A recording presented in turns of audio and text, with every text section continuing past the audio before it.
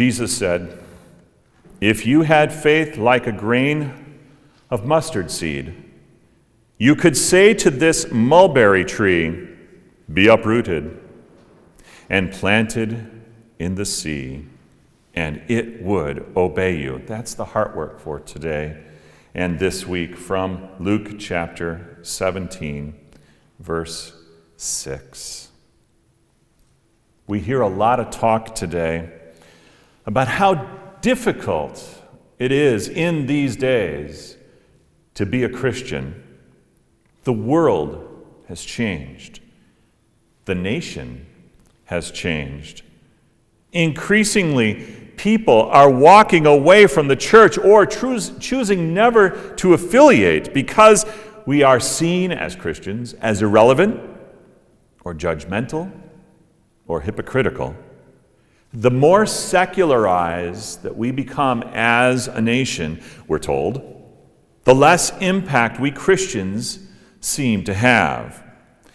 Now, all this talk about the challenges of living in a post-Christian world can lead to timid, fearful, even doubtful disciples of Jesus Christ. Truthfully, our world is not much different from the world of Jesus' first disciples. Their world was described as a pre-Christian world in which people did not know Jesus or his teachings or his mission. And that phrase, pre-Christian, may be a better description for our world today rather than post-Christian. It says that Christians are not participants in a dying institution, but in a movement. It says that people are watching us, wondering what makes us tick. To call our world pre-Christian is to say that we can still have an impact by the way we live. It says that our stories and our songs matter, and that our everyday life seems and means everything to the way the world sees Jesus the Christ. And this is exactly what was happening with Jesus and his first disciples in Luke chapter 17. Jesus was constantly teaching about everyday values and everyday practices. And here in this text, in Luke 17, he says that his disciples need to forgive others, even if they have been wronged 7 times in a single day. Now, he's not talking about some institutional health, but a way of life. He was referring to the simple but challenging act of confronting another with their sin and voicing forgiveness. And this is the stuff of everyday relationships. Now, it's hard to confront, isn't it? It's even harder to forgive.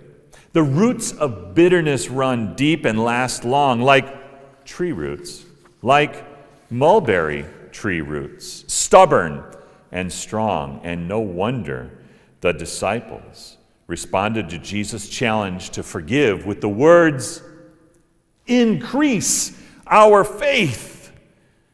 They could have said, "Good Lord, you expect us to forgive like that and that often? Now that's challenging.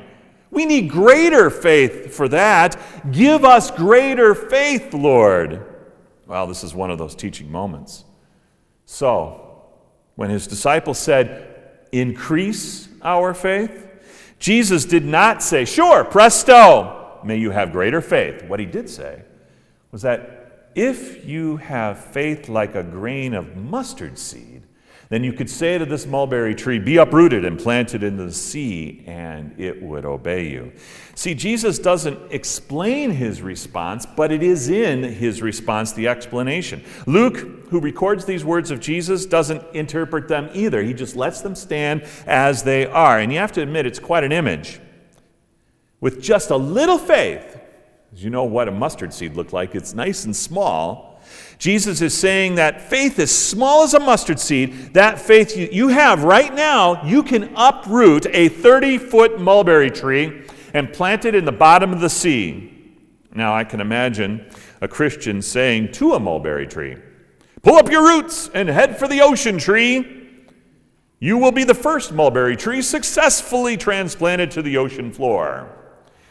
And then we see, of all things, this mulberry tree flying off through the air, off to the ocean, and 4,000 feet below sea level. Well, what is Jesus really saying here?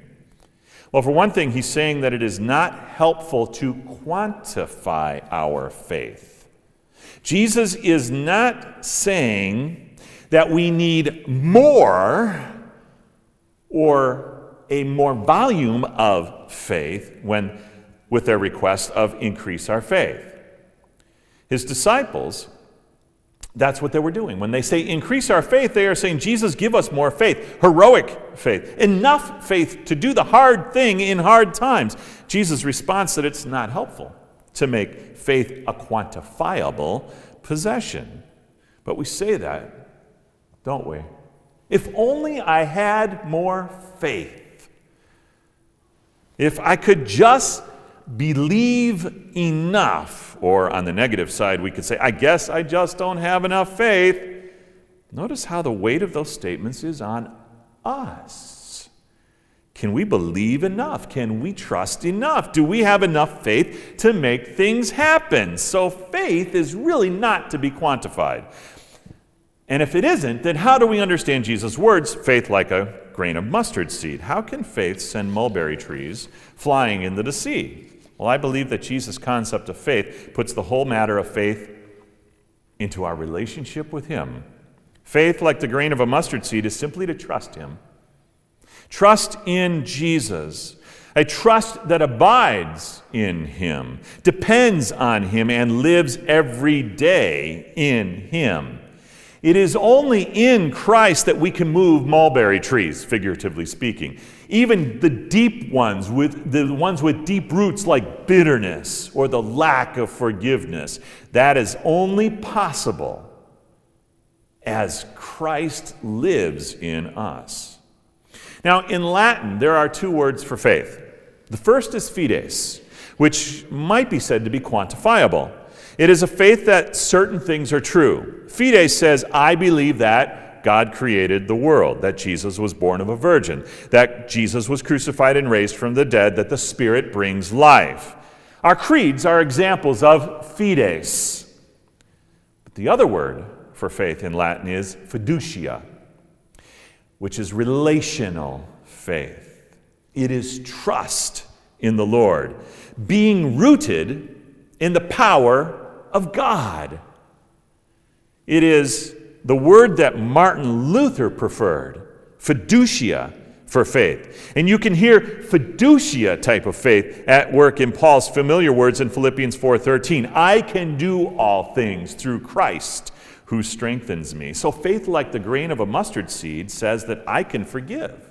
Not so much because I have enough faith to do it, but rather because I live and make decisions inside a strong relationship with Jesus Christ. Faith like the grain of a mustard seed says, I already have what I need to live my Christian life and witness. I have Christ. Or better yet, Christ has me. The one who came and died for me. The one who broke through death and came to life again for me. The one who called me by baptism and made me his own brother and a child of God. He makes seemingly impossible things possible. So in Christ, I can confront the person who has wronged me, and I can offer them forgiveness. I do the hard thing and share my faith with my neighbor. I make time to pack food for the hungry when I thought I was too busy. I drop a quarter in an LWML mite box, believing it will make a difference. I hold the hand of a neighbor who is in the hospital, maybe not my favorite neighbor. I phone a friend who has become distant. So in Christ, our church takes on a new ministry, knowing that it will be a stretch simply because it is what Christ would have us do. So we see our community not as the enemy, but as our mission field. And underneath it all, you hear mulberry trees moving. hard things, seemingly impossible things happening because Christ lives within me, because Christ lives within us. The Lutheran Women's Missionary League has always lived by mustard seed faith. Little gifts, mites combined across our synod make big things happen in missions across the world. Christ has been moving mulberry trees through the LWML since 1942. What a model they are for Christian discipleship. If our congregations are the soul of the LCMS, if our pastors, our workers, and our missionaries are the beautiful feet of the LCMS, if our seminaries and universities are the minds of the LCMS, if the Lutheran Hour Ministries is the voice of the LCMS, then the LWML is the heart of the LCMS. The women of our church have taught us what it means to move mulberry trees with just a little bit of faith. Now, in another gospel, Jesus talks about moving mountains with mustard seed faith. Here it's a mulberry tree that gets moved. Either way, the message is the same. In our relationship with Jesus, we have what is necessary to do the difficult, even seemingly impossible things. And why should that be so hard to believe? He moved from death to life, to move us from being orphans to being his, from guilt to cleansing, from conflict to reconciliation. In that handout sheet where I pointed out the top picture to the children and the feeding of the lambs, a picture of a mulberry tree, at the bottom is also a picture of a mulberry tree.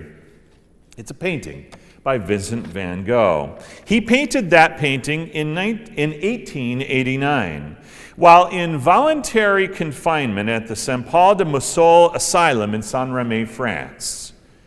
The mulberry tree that Van Gogh gives us is impressive. It's strong, it's gnarly, it's abundant with bushy foliage, and in this painting, rich in tones of yellow and gold.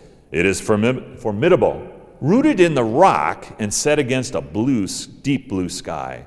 For Van Gogh, an ordinary tree took on the character of beauty, strength, and even joy, because yellow was Van Gogh's color for joy.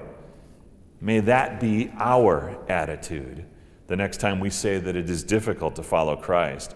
What appears to be hard and even impossible may be just the thing we need as we live with Christ day in and day out. And because Christ abides in us, the difficult things can be done with joy as we become really, literally, joyfully Lutheran. It may not be easy, but it is possible in Christ. And may it be said with us, those were the days when Christians moved mulberry trees. Amen.